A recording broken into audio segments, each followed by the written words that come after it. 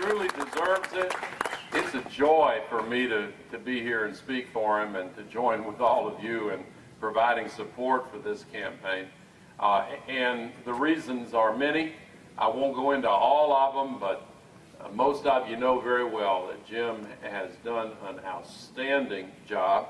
I've paid particular attention to his work on the environment and on the climate crisis, and he's been fantastic and has taken tough decisions, courageous decisions, wise decisions, and has provided real leadership. And of course, he has worked his way up to the point now where he is in a position of real leadership, a member of the Steering and Policy Committee, part of the formal leadership, chair of the Appropriations Subcommittee on Interior, and that's a big deal, as all of you know, and a very, very respected voice on issues from the environment and energy to civil rights and equal justice for all Americans.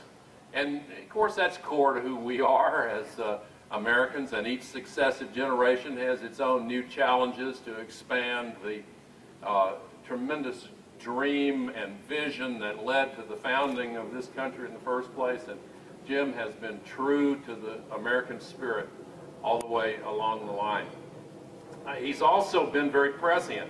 He was one of those who was calling for a re-examination of some of the practices that allowed the offshore drilling disaster in the Gulf of Mexico before that thing took place, and had been calling for more inspections and all the rest.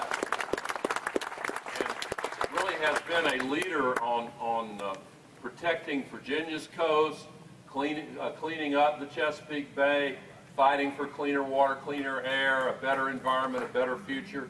These things are, of course, really important. And when you look at the contrast with the other side, his opponents calling for, doubling down on more of the hair of the dog that bit us, as Damon Runyon once wrote.